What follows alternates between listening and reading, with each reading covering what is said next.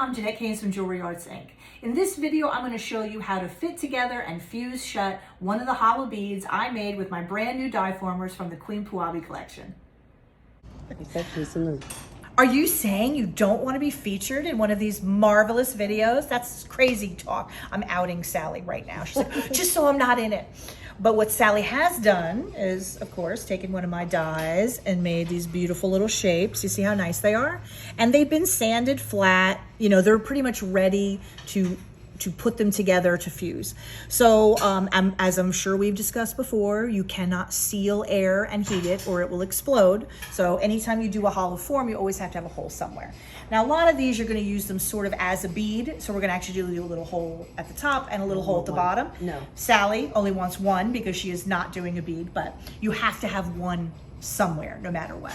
So usually what I do is I just line these up together and then I'm gonna take my little Sharpie and mark where I want the hole to be. And then we'll open it up.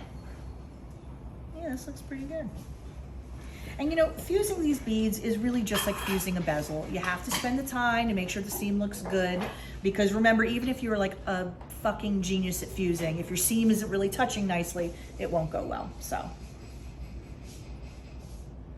Okay, so I've got his little hiney lined up, and then as I say that, I shift my fingers, and then I usually kind of just take the Sharpie and go, you know, this is not super high precision because we're just going to make a small little nick there, okay?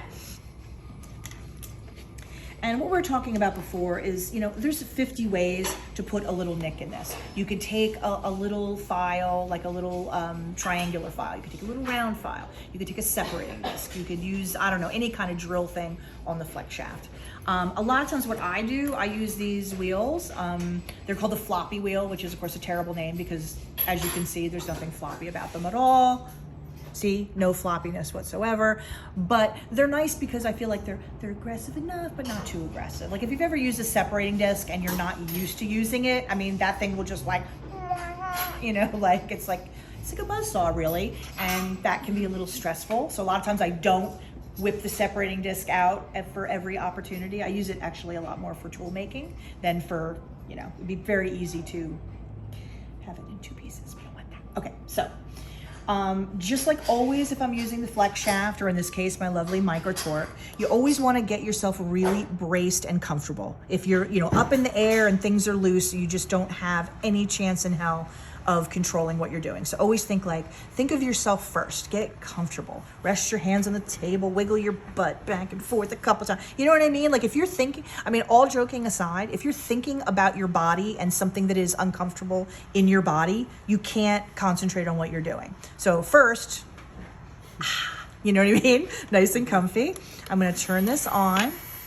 And you notice, like, I'm gonna hold this in my left hand. I'm also leaving space in the center because that's where my wheel's gonna be. And obviously I don't want this wheel to make contact with anything but my silver. And then my right hand, you know what I mean? I got my little thumb out just like I always do, and I can rest my thumb either on my hand or against the bottom of the bead. So you see how I'm like really secure. Another thing I will mention that I feel like people do when they're trying to use the flex shaft is they kind of just like, you know what I mean? Get yourself really in place and make your movements small. You see what I mean? So you're in position, everything's good. And then I'm just gonna do this. And you see how I'm just making like a cute little nick? I'm not making anything big because you can always open it up more later. But you see that? I just put a cute little nick there. And then I'm gonna grab the other one and do the same thing on the other side where my Sharpie mark is. Same exact position. Okay, hold this like this, put my thumb there. And like I said, don't stress out. If you don't have a flex shaft, don't worry about it. Just use a little file. It's no big deal. Caveman style is just as effective. Okay, so you see that little nick there? So now we're gonna get ready to put them together on the trivet. So now that we have the cute little holes in the end, in the little hiney, I've got one of my titanium trivets here. These are really handy. I'm sure I've told you guys this before, but like back in the day when we used to make hollow balls, we would have the hole in the end and we would take steel wire and we would bind them together. And then you would like put it in the kiln, you would fuse a little bit, and then you'd take the wire out and put it back in and fuse the rest of it, because the steel wire leaves marks. Now we're living in, 3023. So now we have titanium wire, which of course we had titanium back then, but we just didn't know we had titanium. And titanium has such a high melting point that like it will affect it not at all. So you can use very fine titanium wire to bind things together. But a lot of times I just use these little titanium trivets. Valerie, our master enamelist, she does tons of these for what she's doing all the time with enameling. So I was like, hey Valerie, why don't you design some of these cute little things for my beads? So that's what she did. So we have a few different sizes, and they're just great because we'll set this up right on here, let the glue dry a tiny bit, and then I'm going to use the tweezers, and grab this, like so, bead and all, and we'll just stick the whole thing right in the kiln. And because this will not be affected by the heat in any way. So it's a less fussy way, because the most fussy thing about this, the beads are really easy to make. It's just getting them lined up and getting them to sit there and behave themselves when you start to fuse. Like once you've tacked it in a spot, you can roll it around however you want. So it's like that's the most fragile step. It's just like with granulation. The hardest thing is just to get it in the kiln without anything moving. You know what I mean? So what I had been doing with this was taking a little brush and adding a tiny bit of the G glue to kind of glue these together, just to help it to sit there and behave itself. But yesterday, Mary's like, yeah, I can't be bothered with that. I just put a little tiny bit in a little dish and kind of put it back and forth. And I was like, oh, that's a little bit genius. So we're going to use Mary's method today, where you just put a tiny little bit. You're not looking for a lot. And I just kind of, you know what I mean? So that you have a little bit on the edge. Okay, I'm going to put this on here. It's going to do that. We're going to flip it. You see what I mean? So it sits just like that. And then I'm going to take the other one. Maybe I'll put a tiny bit on there as well and line it up on top. Like I said, with a lot of these things, it's just the setup that takes a little time. And also, by the way, if your tweezers are too small to pick up what you've got, what I was doing the very low-tech but effective, like, to loosen them up a little bit. Why don't you use your fingers? Well, here's the thing. You can use your fingers. I try not to touch it too much because, if it gets too grody, not to say that your fingers aren't perfectly clean, but if one's fingers were not so clean, it might be a little harder to fuse if it got too dirty. So yes, I mean, I do use my fingers, but just you try to keep it clean-ish. Okay, so I'm going to take this, I'm going to put it on here. Like so. And then you just kind of, you can take your fingernail or just the edge of your tweezer. No one should donk their head while they're looking. So that they're and I usually just, gently turn it and look it all around. Like we've got a little space over here. We need to fool around with it a little bit. And just like whenever we do these things, like don't rush, just relax. Take whatever time. Like we don't have a great... Oh, you know what? Maybe. Did I have the right end with the right end? Let's do this. Just make sure everything is where it's supposed to be.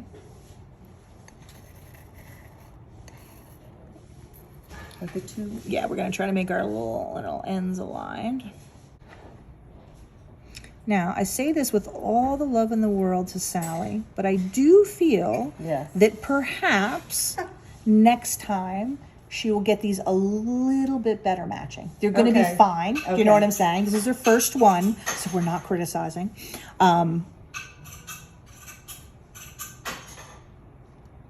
Because just like if you've ever done like fusing a tube with me, I'll say, look, we start with the spot that's touching really well. We'll tack it a little bit, and then you can always stop and take a dowel and like press, the seam so it's touching a little better. So I think, I think we'll be just fine.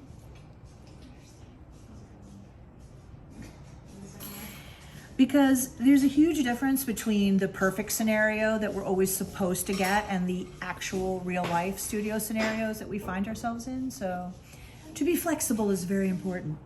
So usually what I do then, once it looks like it's pretty good, I'm gonna let it sit there for a couple minutes. We're gonna let the kiln heat up. And once I feel like that this has had a little chance to dry and the kiln is nice and hot, we'll just come back and we'll fuse it and we'll do a little demo, okay? So we let this dry a little bit. It's sitting there. It looks pretty good. I don't normally build an erection for my kiln. Alexis is like, why? Every time. Why? But when you're fusing this, you need to see the top and the bottom. You need the seam, right? So it does make it a little helpful if your kiln is a little higher up. Because in other words, if I put this in here and look from the top, I'm not going to be as easily able to see the seam, which is right here. Do you know what I mean? I could also just get a lower chair. You know what I mean? This is pretty low. I'm just saying. You know what I mean? It is easier if you can kind of look in a little bit rather than looking over from the top. Okay, so if I haven't explained this to you guys before, the whole key, you know, to not just dropping this on the way, and which can happen to anybody. It's happened to me, it'll happen to me again. But the key is, once I pick this up with the tweezers, you do not take your eyes off of it. If you do that thing like, let me just move that paper towel. Was that my phone ringing? Hey, what's that over there? You know, like a squirrel. You know what I mean? Any of the, like, if you take your eyes off of it, your wrist does this. It is like a human thing that I've never seen any human being be able to fight. So once I pick it up, my eyeballs are going to be on this. And like, do you know what I'm saying? Absolutely, until I set it down. Okay?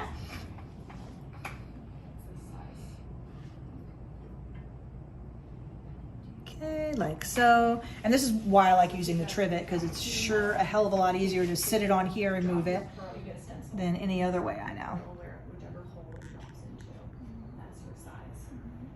See, like so. You know, just like with fusing a bezel or fusing tubing, we're going to use a 0 tip. And just like with those as well, I'm going to use the lid to cast a shadow. You know, so I can see a little better. We're going to heat up both sides until the seam gets really bright and glowy. And then you use the end of the flame just like a paintbrush, and you just kind of tickle it over the seam to get it to flow in. And like we were talking about before, the most important thing right now is just to get it tacked somewhere. One point of connection. Because once you have that, I can spin this thing around in here. I can take it off there if I want. I can do whatever I want because they're not going to come apart. It's when they're two separate pieces, just like when you're, you know, laying out your granulation, that it's its most fragile, okay?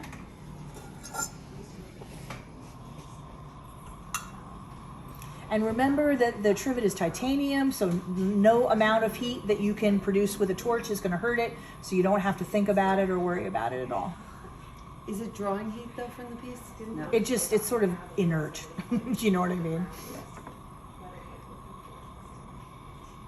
And remember, this is what I meant by you have to get in kind of from the front. If you're just going from the top, you're just getting the top hot. You need the bottom and the top, you know, to get nice and hot so we can fuse the seam.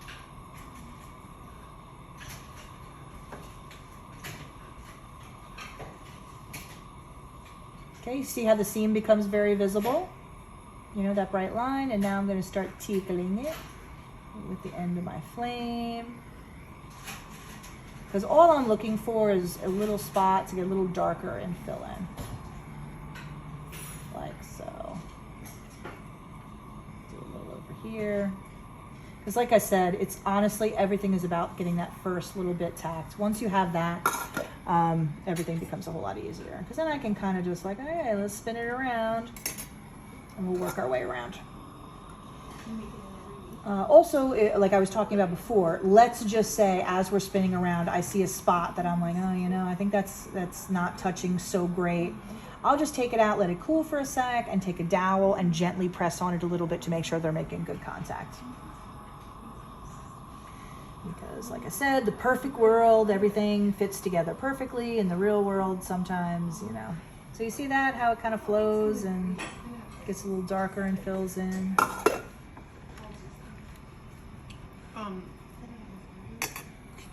Do you need to have the trivet, or could you rest it on the kiln? At this point, now that they're tacked, I can just take it and take it out of there. But here's the thing, if you think you can put that thing in the kiln with nothing there and have it sit there and behave itself, then you are a rock star. Do you know what I mean? Like, I cannot. If you can, go nuts. But it's, you know what I'm saying? Like, it just, it wiggles around, it tends to wiggle around. But you had to custom make the trivets. Well, Valerie did actually, because she does stuff like this with enameling all the time. So she's the one that kind of, That's a great thing about working with lots of talented people. You can be like, hey, you're smart. What would you do with this? You see that, how it gets dark and kind of fills in?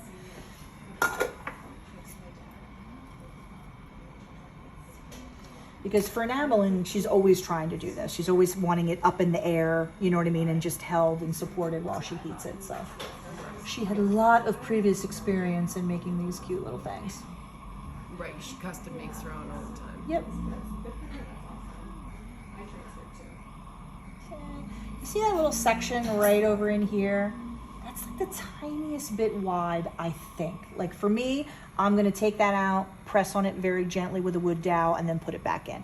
Like, could I fuse that together? Maybe. But you know how it is, if your gap's a little too wide, at a certain point, it'll melt apart, and you really don't want that. So, I mean, you know I do like to push the envelope now and then, but let me see if this side's done over here while it's still in there and hot, and then we'll take it out and just adjust a little bit.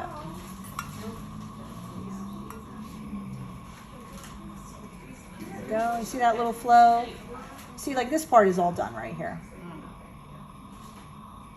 You just get that little flash.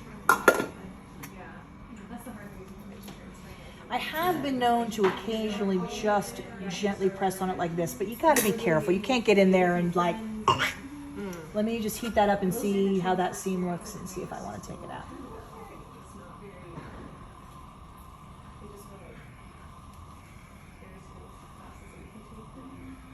Most of it's done. I have that little spot right there.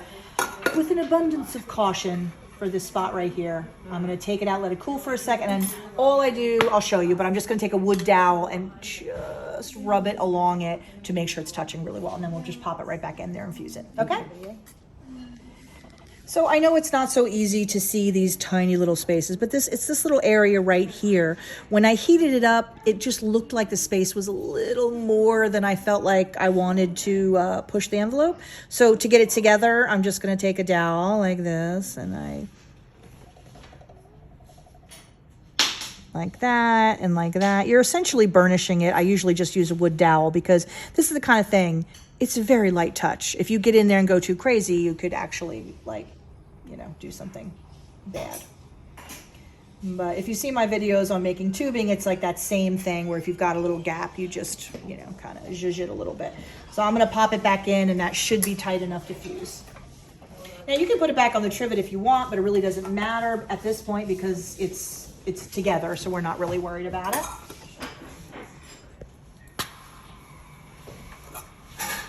And I kept that little space in the same spot. In other words, it's right, you know, right here where it was before. Okay, build up the heat.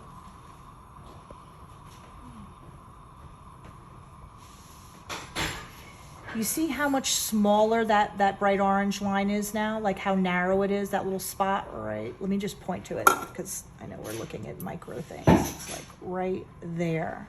Once I pushed it together, you can almost not see any space at all. So fusing, it'll be no big deal.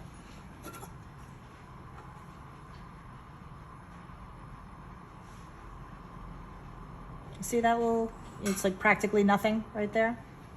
Like so.